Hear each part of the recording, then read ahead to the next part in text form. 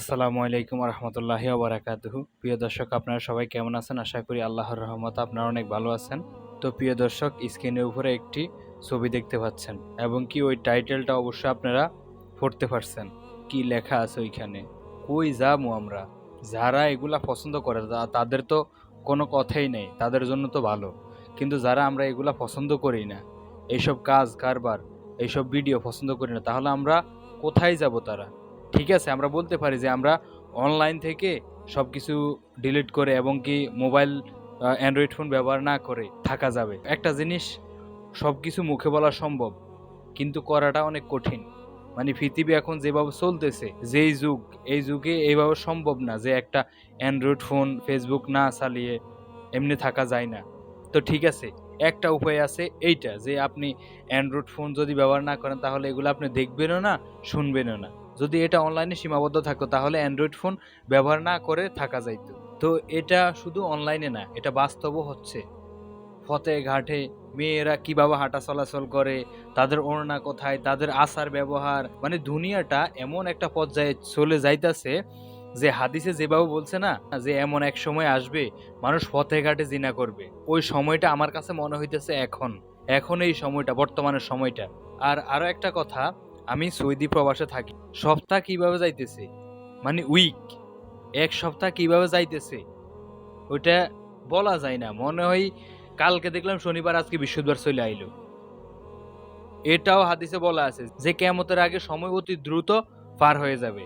বছর হয়ে যাবে মাসের মতো, মাস হয়ে যাবে সপ্তাহের মতো, সপ্তাহ হয়ে যাবে দিনের মতো, দিন হয়ে যাবে ঘন্টার মতো, এরকম হয়ে যাবে। তো সবকিছু মিলিয়ে আমি দেখতে পাচ্ছি, আমি অনুভব করতে পারছি যে কিয়ামত অতি নিকটে। এটা তো আমাদের মুহাম্মদ সাল্লাল্লাহু আলাইহি ওয়াসাল্লামে বলে গেছে।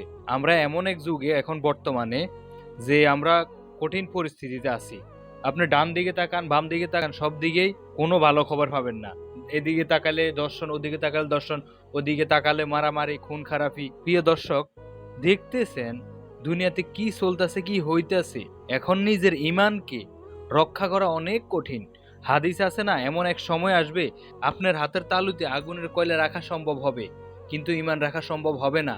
আমার কাছে মনে হইতেছে ওই জামানাটাই এখনকার জামানা, বর্তমানের। তো প্রিয় দর্শক, সবচেয়ে বেশি কষ্ট লাগে অনলাইনে আসলে, খারাপ খারাপ ভিডিও আসতেছে, যত স্কিপ করতেছে তারপরও আসতেছে। মানে বর্তমানে এমন একটা পরিস্থিতি যে আপনি কিভাবে আপনার ইমান কন্ট্রোল করবেন, সব কিছু বাদ দিয়ে এখন এইটার পিছনে আপনি গুরুত্ব দিতে হবে। আপনি কিভাবে আপনার ইমান ধরে রাখবেন, কিভাবে আপনার ইমান টিকিয়ে রাখবেন, এখন আমি বুঝতেছি।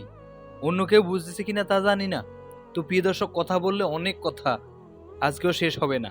তো প্রিয় দর্শক, দিন শেষে একটা কথাই বলবো, আপনারা সতর্ক হন। কারণ হাদিসে যতগুলা কথা বলা আছে সবগুলা আমি মনে করতেছি যে এখন বর্তমানে ওগুলা সবচেয়ে বেশি। তাহলে আমরা এখন থেকে সতর্ক হতে হবে, না হয় আমাদের ইমান টিকিয়ে রাখা আমাদের কাছে সম্ভব না। তো প্রিয় দর্শক, আমরা আল্লাহর কাছে দিন রাত নামাজ রোজা করে দোয়া করব যেন আল্লাহ তাআলা আমাদেরকে ইমানের সহিত রাখে এবং আমাদের ইমানটার যেন আমরা ধরে রাখতে পারি, এই হেদায়েত আমাদেরকে দেয়। এবং আল্লাহ তাআলা যেন আমাদের মৃত্যুর সময় কালেমা নসিব করে মুখে। এই ছাড়া আমাদের এখন কোনো উপায় নাই, যেভাবে পৃথিবী চলতেছে, যেইভাবে অবস্থা।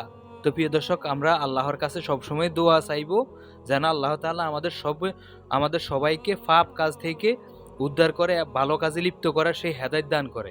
আমরা যেন সবাই সব পাপ কাজ ত্যাগ করে ভালো কাজ করতে পারি। আল্লাহ যেন আমাদেরকে সেই হেদায়েত দান করে এবং কি মানে শহীদ যেন মৃত্যু দেয়, আর মৃত্যুর সময় যেন কালেমা নসিব করে আল্লাহ তাআলা। তো প্রিয় দর্শক, যদি ভিডিওটি আপনার ভালো লেগে থাকে তাহলে লাইক, কমেন্ট, ফলো, সাবস্ক্রাইব করে পাশে থাকবেন। ওকে, আসসালামু আলাইকুম।